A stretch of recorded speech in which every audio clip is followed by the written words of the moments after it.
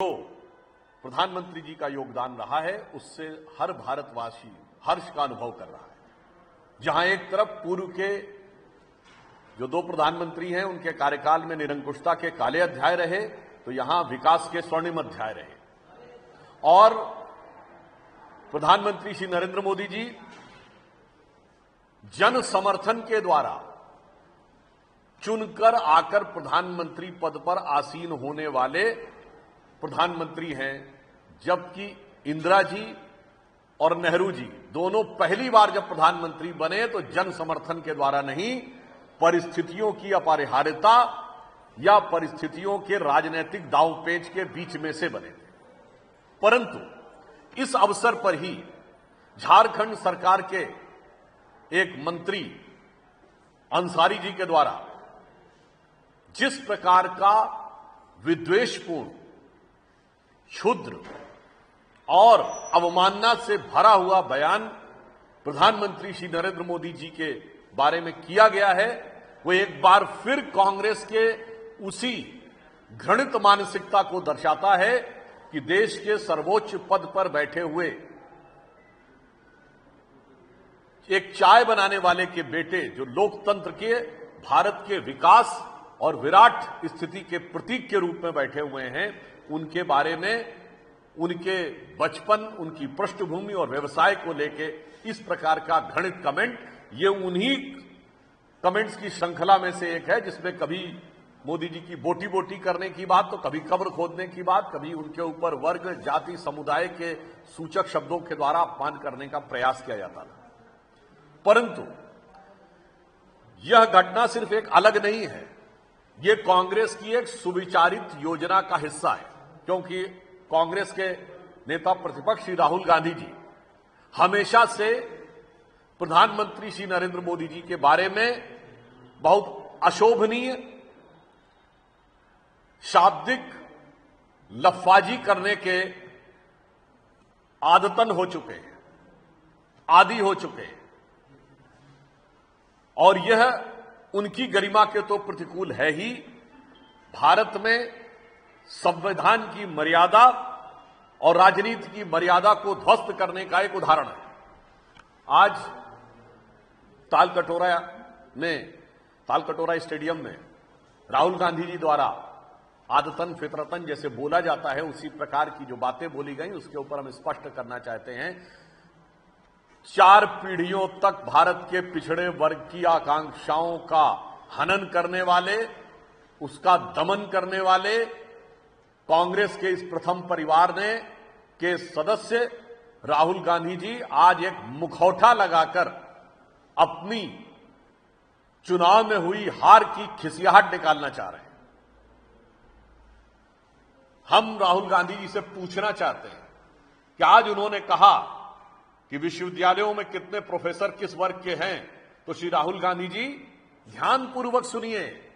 विश्वविद्यालय में प्रोफेसर बनने के लिए पहले व्यक्ति असिस्टेंट प्रोफेसर में सेलेक्ट होता है, फिर निश्चित समय के बाद वो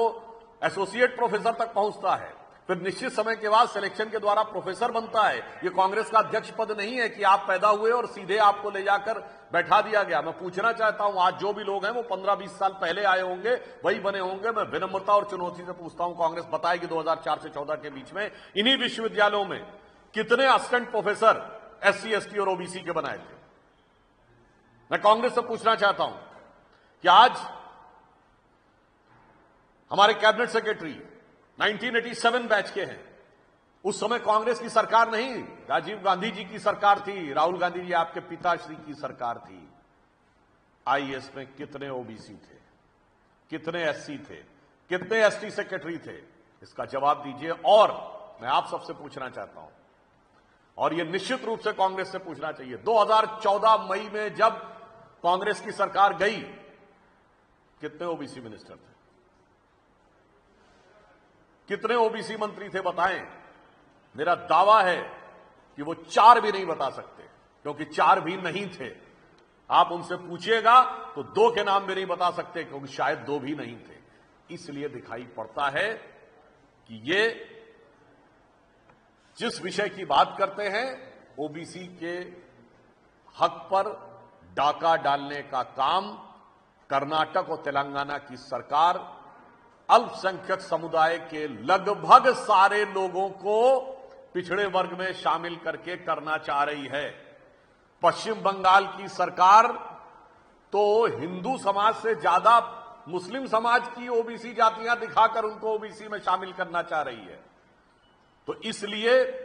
मैं साफ बात कहना चाहता हूं, कांग्रेस एक मुखौटा लगाकर खड़ी है। इस मुखौटे के पीछे का असली सच यह है कि बाबा साहब अंबेडकर ने जो पिछड़ों और एससी को आरक्षण का अधिकार दिया था, उस इबारते बाबा साहब अंबेडकर को इस मुखौटे की आड़ में ये इमारतें शरिया में तब्दील करना चाह रहे हैं। इसलिए देश को और देश के प्रबुद्ध लोगों को इस विषय पर बहुत सतर्क, सावधान और इस षड्यंत्र के प्रति सचेत रहने की आवश्यकता है। मैं पुनः अपनी बात को रिपीट करता हूं कि राहुल गांधी जी अपने पिताजी के कार्यकाल के एससी, एसटी, ओबीसी, आईएएस अधिकारियों की संख्या बताएं।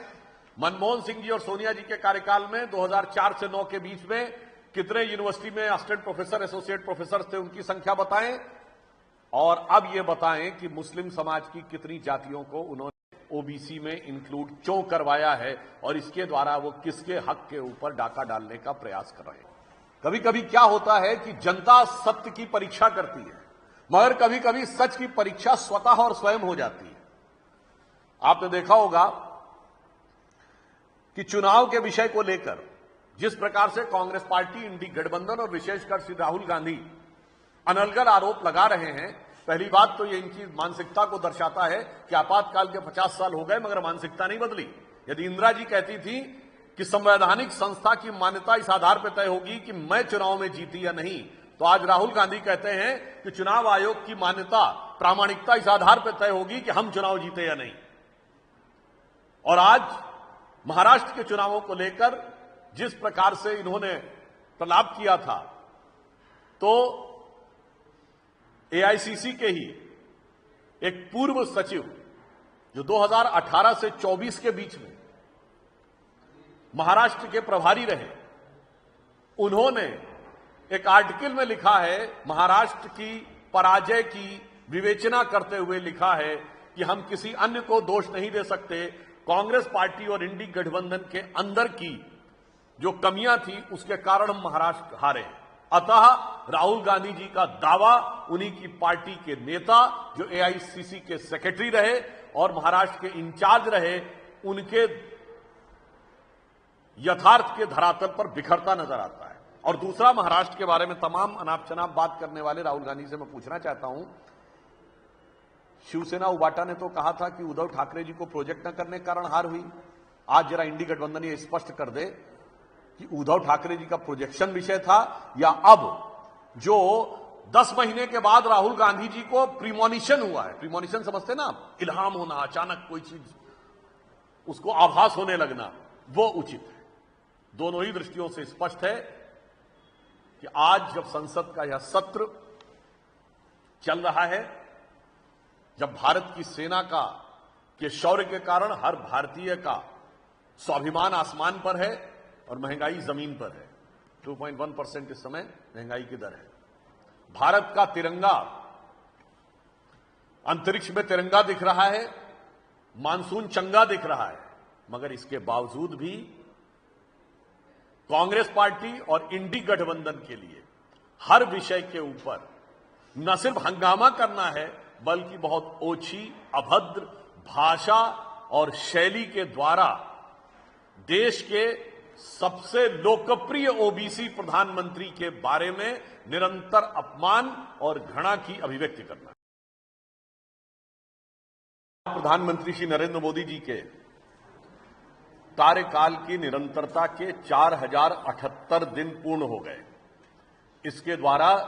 श्रीमती इंदिरा गांधी जी के कार्यकाल के रिकॉर्ड को पीछे छोड़ते हुए